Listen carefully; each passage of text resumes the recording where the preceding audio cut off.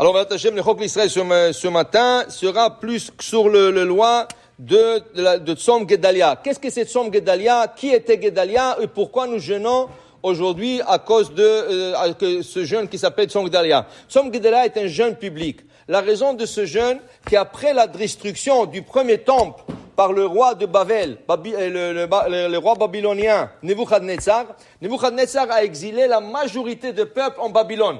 Ce qui est arrivé, il y avait beaucoup de gens qui étaient âgés, de gens handicapés. Ils voulaient pas les exiler parce qu'ils savaient qu'en route ils vont mourir, parce qu'ils ont marché à pied de Israël jusqu'à Babylone.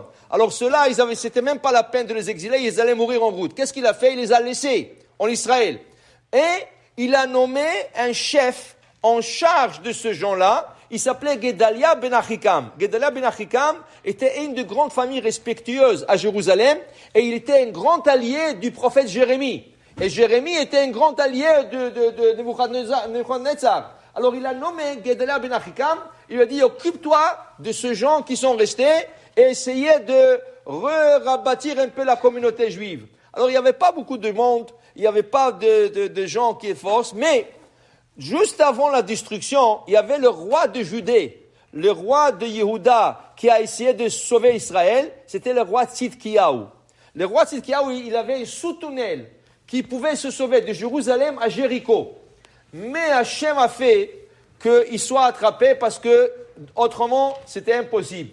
Qu'est-ce qui est arrivé? Hachem a fait qu'une gazelle a commencé à marcher sur le tunnel et les soldats de Nebuchadnezzar commençaient à courir après la gazelle. Et la gazelle a couru jusqu'à l'ouverture, le rentrée de Jéricho. Quand Tzidkiyahu est sorti, ils l'ont attrapé. Il y avait avec lui beaucoup d'autres gens. Entre-temps, ces gens ils sont sauvés dans les montagnes. Certains ont sauvé les montagnes, certains sont partis de l'autre côté du Jourdain, chez le Bnei Ammon. Et ils se sont cachés là-bas. Quand Gedalia ben Achikam, il a essayé de rebâtir la communauté, il savait que ces gens se trouvaient là-bas, dans les montagnes et de l'autre côté du Jourdain. Il les a appelés de retour, il les a promis que Nebuchadnezzar ne va pas les tuer. Alors ils sont retournés. La moitié, ceux qui sont sauvés de la montagne, ils étaient des vrais alliés, des vrais gens de confiance, et ils aimaient beaucoup Gedalia ben Achikam, et ils l'ont aidé. L'autre moitié qui se sauvait de l'autre côté du Jourdain, ceux-là, ils étaient de rebelles. Pourquoi? Parce qu'ils étaient jaloux du fait que c'est Gedalia ben Achikam qui a été nommé comme le gouverneur d'Israël. Alors il y avait un homme, Ishmael ben Netanya, et ce Ishmael ben Netanya, il voulait absolument tuer Gedalia ben Achikam. On l'a averti à Gedalia, fais attention à cet homme, il essaie de te tuer. Il a dit, écoutez, on vient de subir une grande catastrophe, on ne va pas écouter la shonara. Il dit, mais non, Abba l'orgecha, Ashkem l'orgo, c'est lui qui veut te tuer, il faut que tu te défends. Il a dit, non, je ne vais pas écouter. Un jour, il a fait une fête, Gedalia ben Achikam a fait une fête, il a invité tous ces gens-là, et au milieu du repas, Ishmael ben Netanya, il s'est élevé avec ses hommes, ils ont tué Gedalia ben Achikam, ils ont tué tous les hommes là-bas. Nebuchadnezzar était tellement fâché, parce qu'il voulait qu'il s'occupe, mais il a dit, quoi, entre vous, vous tuez? Qu'est-ce qu'il a fait? Il a exilé tout le monde.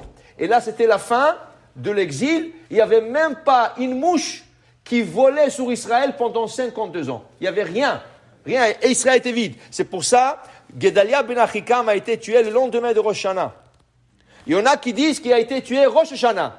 Mais quand on ne peut pas gêner Rosh Hashanah, on gêne le lendemain. Alors aujourd'hui, c'est le Tzom Gedalia ben Achikam, ce gouverneur, ce tzaddik, qui a essayé de rebâtir la communauté, et par jalousie, il a été tué. Et c'est pour ça que nous jeûnons. Pourquoi? Parce qu'Eretz Israël, elle s'est vidée pendant 52 ans. Alors c'est un jeûne assez important.